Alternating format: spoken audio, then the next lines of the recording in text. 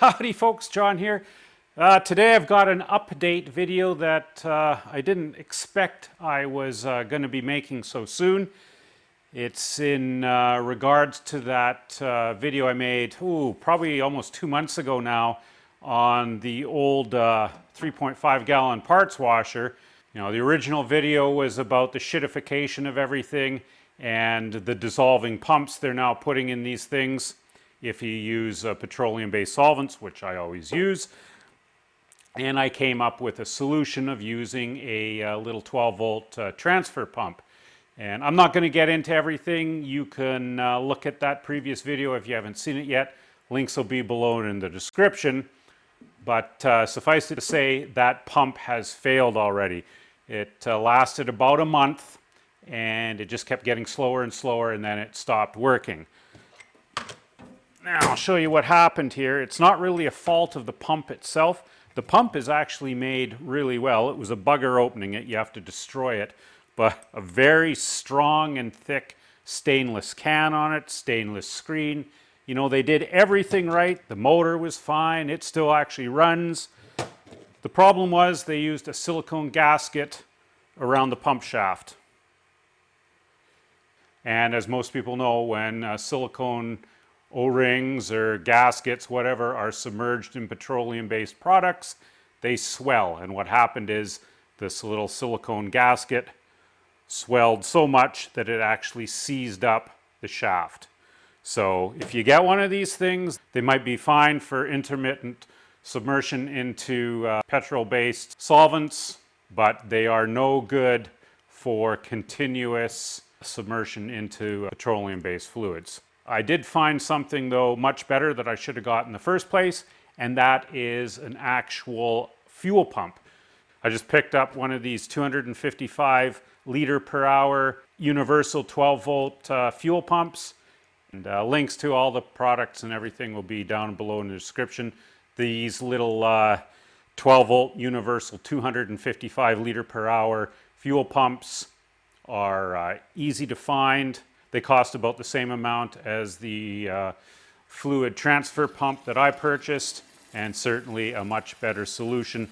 I've had it in this parts washer now for over a month and no problems at all. What's really neat about these universal 12-volt fuel pumps is they also come with socks, a lot of them, to filter a lot of the stuff out of your cleaning solution if you so choose. These pumps come with a hose barb, so I just soldered another hose barb onto the bracket I had already made for my original pump and connected it with the hose, screwed it into the base of the parts washer. The wiring that came with it was too short, so I had to extend that. That was no big deal, just zip tying it off on the bracket here, fitting the gooseneck. Just got to fill this unit up with Varsol. Let's give her a go. Oh, the pump is very quiet, but flow rate is too strong. It's splashing everywhere here, so it works too well. Got to figure something out. Okay, so my solution to the overly strong flow rate from the 255 liter per hour fuel pump running at 12 volts is to actually run this at 9 volts using a 9 volt DC wall wart. And the flow rate now is pretty much identical to the original stock pump that was in there. I'm kind of a little bummed about that though, however, because part of the reason of using a 12-volt pump in this was, you know, you could use it off of a vehicle battery if you had to use it in remote locations ever, or it's just a lot easier to find 12-volt adapters over 9-volt. However, with all that said, what's the saying? With every problem, there's an opportunity. And here's our opportunity right here. A little motor speed control. So we can run this at 12 volts with this little guy and do something I wish this parts washer had from day one, you know, when I first got it 2 decades ago, and that was a way to throttle the flow rate of the solvent. And now we can do that.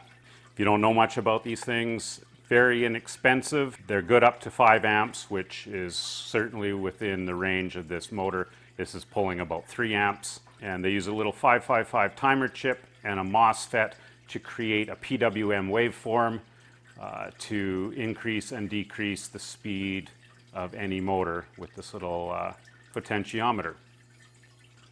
And super easy to hook up. You've got 4 connections. You've got your DC voltage in. It's got a wide voltage range, 4.5 to 35 volts DC, and then our motor connection. And you can get them with either solder terminals or screw terminals. This one's got screw terminals, so it's going to be very easy to connect the wiring that's already in the switch box. And it is nice and tiny that it will fit in the switch box, no problem. So let's get this installed.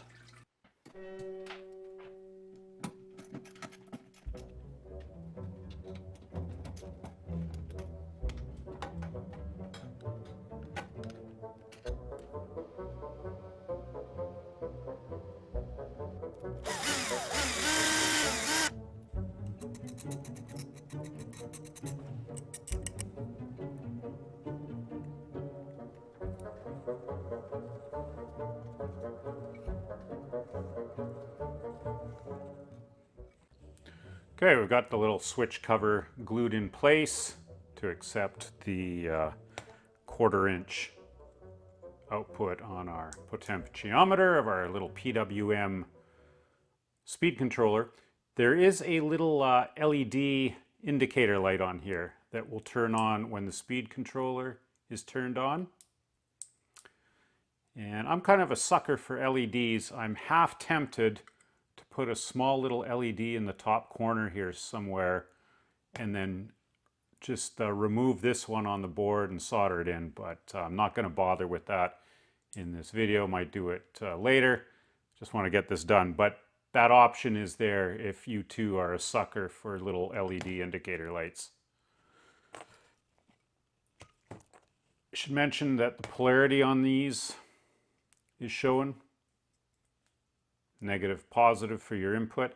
These probably aren't polarity protected. They might be. There actually is a big diode in there. I don't know if that would be part of the polarity protection, but I'm not going to risk it, and I would advise people just to be very cautious when you're hooking your wiring up.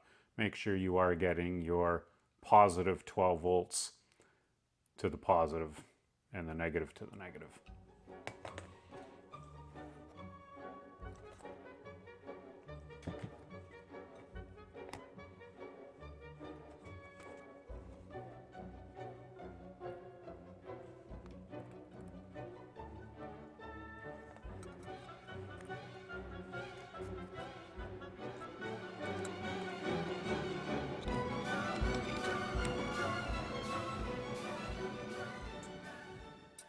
Something actually even easier than soldering in a different LED on there would just to be to put a little light tube in there and let it soak up the light from the LED and project it to the front.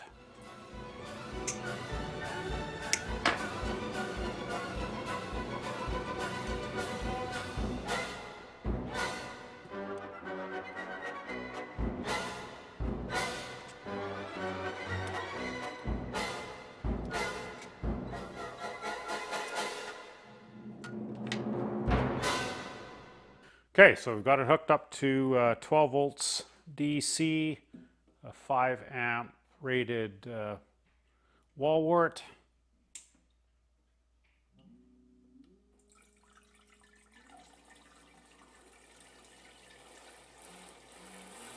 Wow, that's awesome. So you can turn it right down to just a little dribble.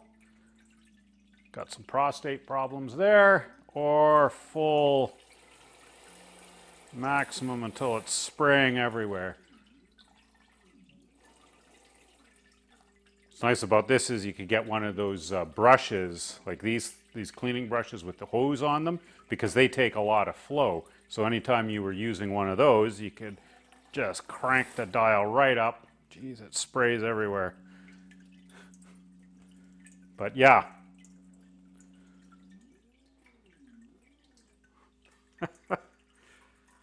No, I'm happy with that.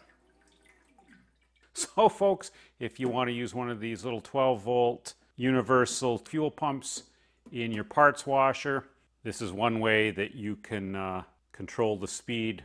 Thanks for watching, and until next time, happy parts cleaning.